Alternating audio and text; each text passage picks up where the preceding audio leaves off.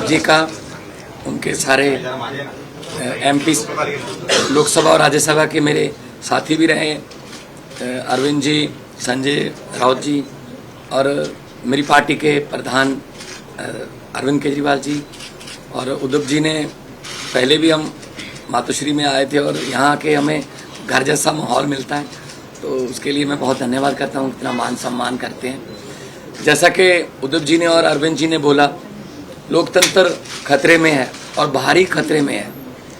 कैसे इलेक्टेड की जगह सिलेक्टेड लोग जो हैं वो जनता को चलाते हैं, वो सरकारें चलाते हैं, जबकि लोकतंत्र का मतलब है इलेक्टेड। ये गवर्नर है सिलेक्टेड। तो एलजी कौन बनाता है? एलजी की कभी एलजी ने कोई जनता से कोई गवर्नर ने किसी जनता से कोई मैंडेट लिया? नहीं लिया। अपनी मर्जी का गवर्नर लगा दिया, तंग करो चुनी हुई सरकार को। अगर सरकार इनकी नहीं बनी, हमें भी बजट सेशन के लिए सुप्रीम कोर्ट आना पड़ा। हमारे तो गवर्नर साहब इस बात से भी मुकर गए थे बजट सेशन में कि मैं माई गवर्नमेंट नहीं कहूँगा। तो हमने कहा जी माई गवर्नमेंट क्यों नहीं कहोगे आप? आपकी गवर्नमेंट, आपके सम्मन किया आपने, तो भाषण जो लिखा है वो तो पढ़ना पड़ेगा आपको, वो तो संविधान में है।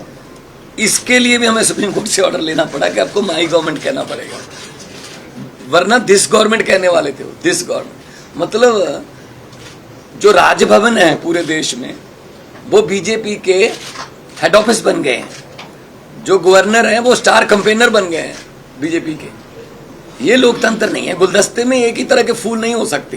भारत एक गुलदस्ता है, हर फूल का अपना अपना रंग है, हर फूल की अपनी खुशबू है। तो एक माला की तरह भारत है, हर माला का मन का जो है वो अलग अलग रंग का है। लेकिन ये चाहते हैं हमारा ही हो सब कुछ, हमारा ही हो सब कुछ, हम ही राज करें। जैसा कि अरविंद जी ने बताया, अगर जीत के नहीं आते, इलेक्शन से नहीं आते, तो बाई इलेक्शन से आ जाते हैं। अगर बाई इलेक्शन से ना आए तो खरीद लेते हैं। तो देश के लिए लोकतंत्र जो है, जैसा कि उद्धव जी ने कहा कि विपक्ष नहीं है हम तो देश को प्यार करने वाले लोग हैं। असल में असली जो विरोधी हैं देश के वो हैं जो देश को चला रहे हैं, जो लोकतंत्र की हत्या कर रहे हैं, जो हर रोज धज्जियां उड़ा रहे हैं लोकतंत्र की। तो दिल्ली की, उसके बाद आपको सुन के ताज्जुब होगा, 2015 में शक्तियां छीन ली, तब 67 सीट आई थी 70 में से।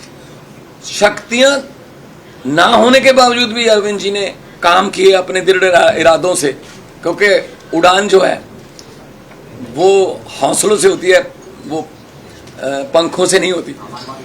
तो शक्तियां छीनने के बाद भी काम किए। 2020 में दोबारा शक्ति दी लोगों ने, 63 सीट्स। अब इनको यही दिक्कत है कि हम लोग अब एमसीडी भी हार गए। अब इनको ये लगता है कि हम धीरे धीरे देश में हारना शुरू कर चुके हैं। तो अभी देश को बचाना है, अगर सभी को इकट्ठे होना पड़ेगा।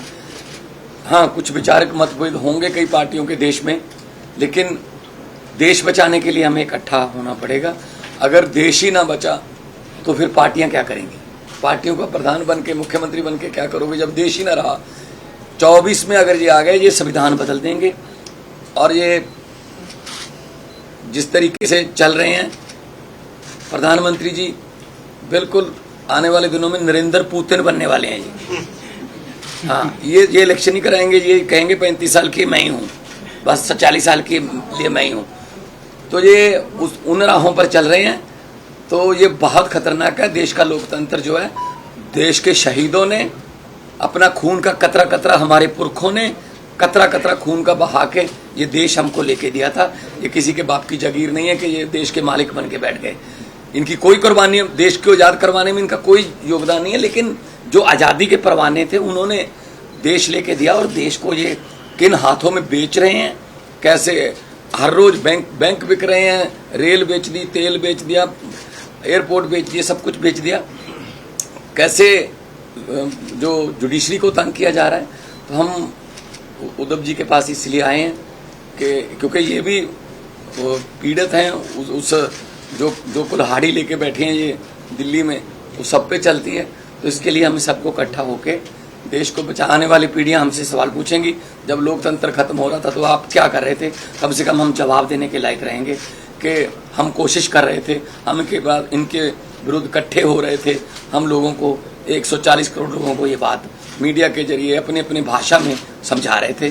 तो लोकतंत्र को बचाने के लिए आज हम आए हैं और मुझे खुशी है कि उद्धव जी ने बहुत ही साथ दिया और पहले भी बहुत से मुद्दों पर हम लोकसभा में इकट्ठे लड़ते रहे हैं, शिवसेना के जितने भी MP साहबान होते थे।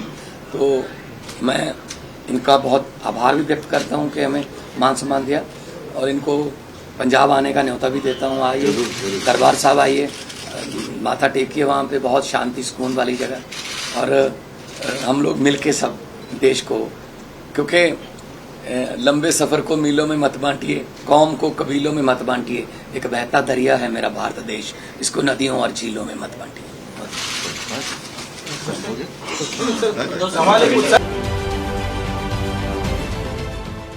देश विदेशातील प्रत्येक घडामोडींचे लाईव्ह अपडेट मिळवण्यासाठी आता साम टीव्हीच्या सर्व सोशल मीडिया प्लॅटफॉर्मला लाईक, फॉलो आणि सबस्क्राईब करा। तसंच सर्व नोटिफिकेशनसाठी बेल आयकॉन प्रेस करायला विसरू नका।